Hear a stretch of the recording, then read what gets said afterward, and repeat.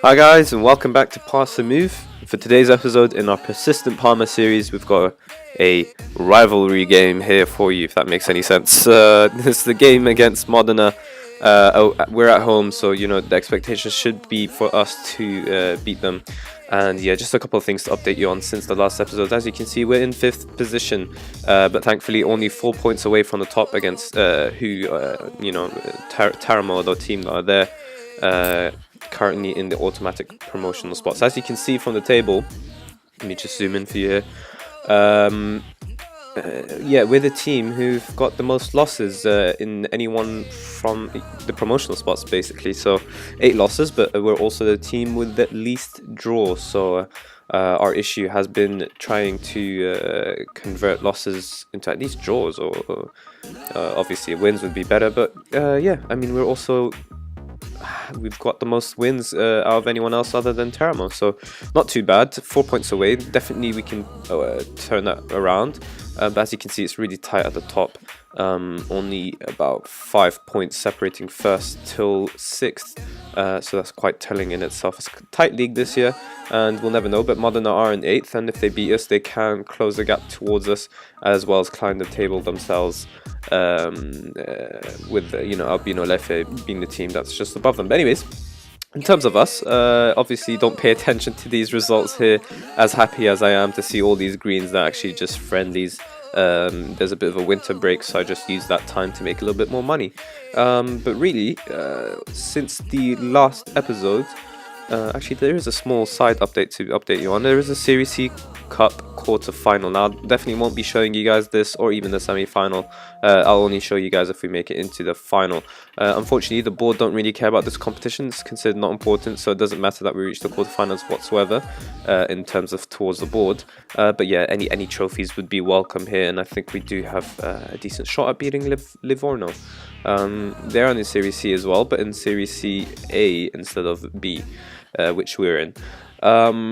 But yeah, since that last result, the last video, I think that was, if we count backwards here, that's 1, 2, 3, 4, 5, 6, 7. Yeah, just like I thought. It was the Venetia game where we lost 1-0. Obviously disappointing that, but we did bounce back with 2 great consecutive wins: a 4-1 win against Mazzorla and a 5-0 win against Gavorno. Davis Corelle scoring all 5 here. He's just really after he got that first goal that I told you guys about before, he's just really started to kick off now. He's got 10 goals, 6 assists in the span of 11 starts. 2 of those goals coming through penalties, of course, but still, nonetheless, very impressive performance. Single-handedly won that game. Also, the help of Ricardo Cretella getting sent off in the 42nd minute was not bad whatsoever. But yeah, we move on from that, and after those 2 good results, we have a disappointing loss against Alto Adige. 3rd minute goal, really could have overturned that. We had 87 minutes to go, really, but unfortunately we didn't do enough to win that game. We did beat Lumezane in the Series C Cup 3rd round, which sent us into quarterfinals. We followed those with 2 pretty much simple 1-0 wins against Santar Cangelo and Sambatese. 1-0 wins pretty much tell their own story. A penalty here, and Davis Corale continuing his impressive form by scoring in the 39th minute. But yeah, one of the most disappointing losses of the season so far is this one against Albino Lefe. 2-0 loss, and they scored in the beginning of the first half and in the end of the second half, so it pretty much tells the story of how they dominated from start to finish. As you can see here, just every bit of stats here they've got just completely dominated. I don't think the clear-cut chances fell on our way either, and they didn't. 2 clear-cut chances and 5 half chances, and yeah, we didn't create anything of any significance. But anyways, we are at home here today on the 21st of January against Modena. They're our rivals, and it's going to be a tough game, of course, but we have beaten them previously. I think if we can see the previous games with past meetings, I think, yeah, there you go here. We did beat them the last time, but that was apparently a friendly. But that was ages ago. That was the very first time we met them. We did lose to them consecutively last season at home and away, so at home being the worst result, really, a 4-2 loss. But these 2 recent results fall in our favour. 2-1 win and another 2-1-1 here. Whether we were home or away didn't matter. We still beat them, and obviously one of them was in the Series C Cup, so this is the second meeting, the final meeting in the league. Obviously a while to go here still, but it is crunch time. There have been 22 games, I think, if I'm not mistaken, having been played so far. And yeah, it's starting to get serious with the 20 teams in the division. That means there's 38 games, so we're 16 games away from the title, of course. But that's only if we meet expectations. So let's get into today's game. Standard formation, standard team, a 4-4-2. Only the one significant injury to tell you guys about, which is the one against the... well, not against, but rather that Marconi is the one who's suffered that injury. But with Davis Carelle really in top form, it's not too bad a loss as it would normally be, basically. But anyways, odds are in our favour, apparently, from the Bet190, and the odds expert also thinks the same. He thinks that we've got enough about us to secure the win against Modena, and that should be good news for us, especially since we're home. But yeah, standard starting 11, as I mentioned, just Marconi missing out, Davis Carelle taking his spot. Callio's our main target man. He's going to win his side, his position back in this side.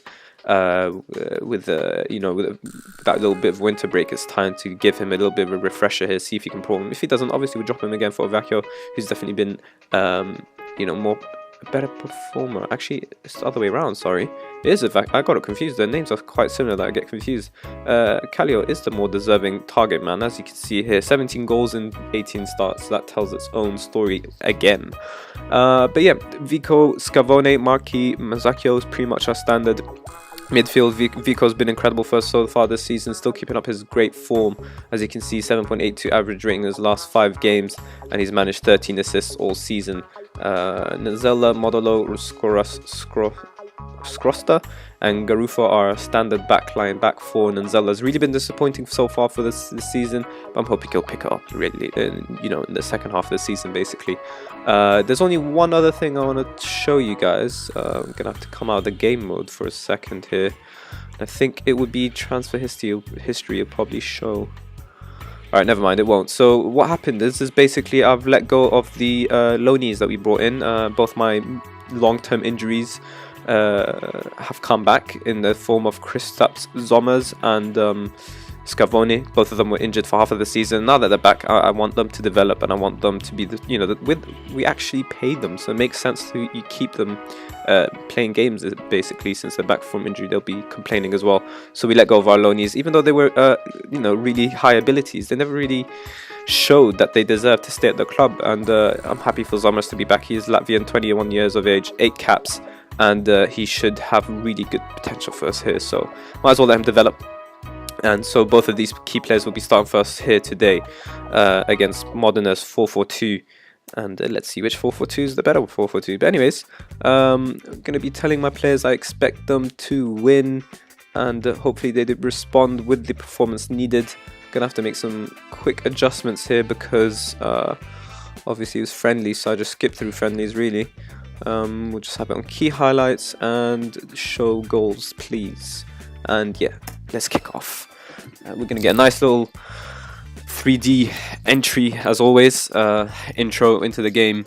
Referees, players running a little bit about. Obviously not the referees, I was just meant referees were there. But anyways, it is Parma who kick off for the first half, and hopefully Scavone can put in the type of performance that we expect from him. Because of that winter break, we got to give him a bunch of friendly games under his belt, so his fitness should be back by now, as well as Sommer. So it was nice to bring them back on at the perfect moment, basically. And unfortunately, the only injury we suffered was Marconi. Otherwise, we had had a full squad here.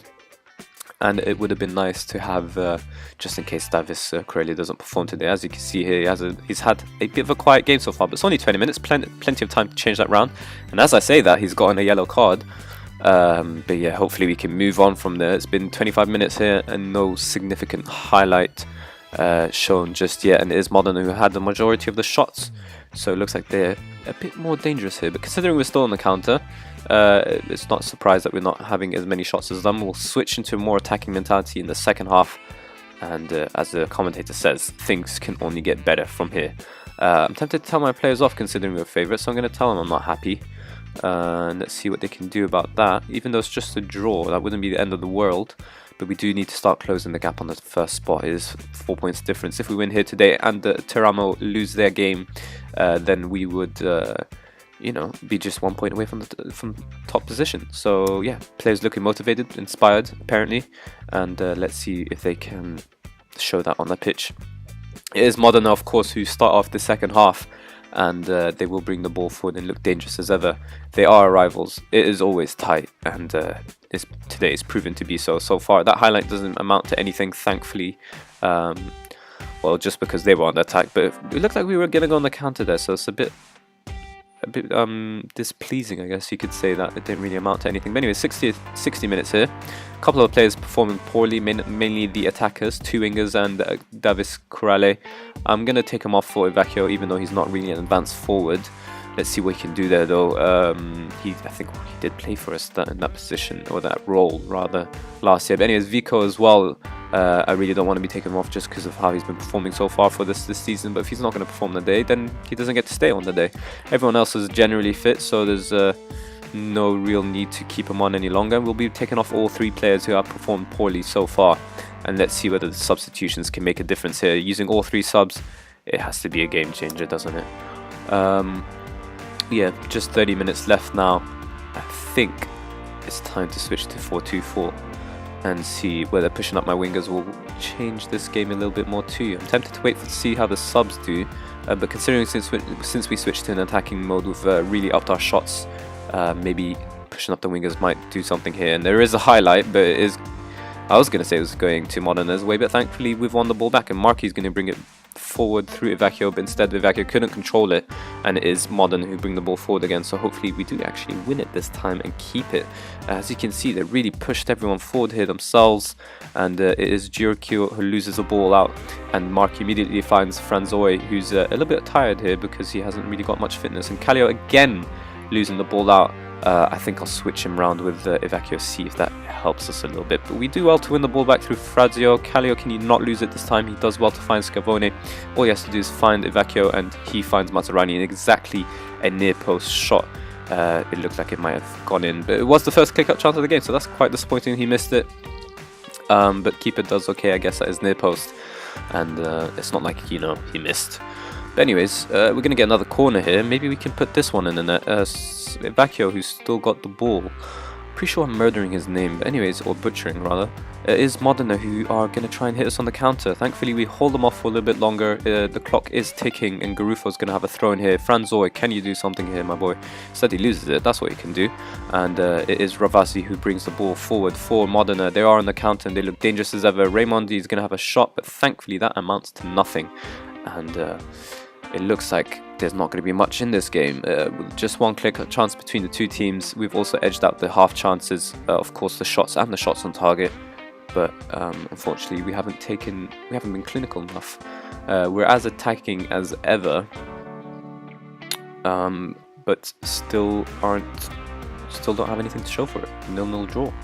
And it's 10 minutes left here. We're going to have to switch into... Actually, I'm going to leave it on attacking for a little bit longer, just until it's about 5 minutes left of the game. Let's do that now. Let's see what happens if we switch everyone into an attacking sort of duty. I'm going to keep Marky on the centre mid support role. Don't want him going too much attacking, because then that means Scavone is the one doing the defending, and you know how box-to-box midfielders defend. They don't really do anything. But anyways, it looks like that decision's immediately affected the game, and whether it affects in our favour or theirs is yet to be seen. Modolo does well to win the ball back there, and Kallio's the one who was trying to get on the end of that, but he doesn't, and it looks like it is Modena again with the ball. We're struggling to keep it here, and they just keep playing a little bit safe, it seems. Let's see what happens here as it develops. Popesco just has to put the ball into the box. Instead, he goes square to Paglia, who goes back. They're just playing it, keeping possession. They've finally broken through into the box, but it hasn't amounted to much, thankfully. Now, what I'm going to do here is I'm just going to switch Kallio and Ivacchio around, see if one of them can perform better in a different role there. Maybe this little switch can be the telling moment. But yeah, just a couple of minutes left, and it looks like it's not going to amount to anything. There's 2 minutes here, and it looks like we will only get the draw, and that's exactly what's going to happen. We're going to have a corner, and once it's cleared, it should blow the whistle. Referee's taking his time here though. Maybe there's yet a chance for something. No, there isn't. Alright, I guess I was just being hopeful. But anyways, we did perform quite well. But yeah, at the end of the day, we do have to do what my assistant is telling me, which is we have to win it. It's crystal clear, sorry. But yeah, all games have been played, and thankfully Teramo did lose their game. But we didn't capitalize, and Bassano are the ones who capitalized, and because of their goal difference, they go top level on points with 45 points, so we still are 44. We're still 4, not 44. We're still 4 points away from the top, so that's not too bad a result. But yeah, we do have the quarterfinal within 2 days' time, so we're gonna have to rest some players there, and then we play Ascoli on the 10th. Now, let's see when we will be back for this episode. As always, it's always been 7 games time around, so we'll just do that here. Be 1, 2, 3, 4, 5, 6, and 7, and it looks like we might just show you the Padova game really, because that looks more significant than the Pisa game. But we do have an interesting fixture here against Bassano, who are first, so we can really put this in our favor by beating them and possibly going top. We would probably be doing Teramo a favor as well, but we can then do them take away their favor by beating them here away from home in the 4th of April. Looks like we're going to have a significant run in here through Pordenone, Venetia, and Teramo and Padova. These little fixtures here are really what's going to define our season, I think, as we start to really get into the back end of the season. But anyways, I think that will be all for today's episode. So if you did enjoy it, then please hit the like button and subscribe for more daily Football Manager content. And as always, thank you guys for watching.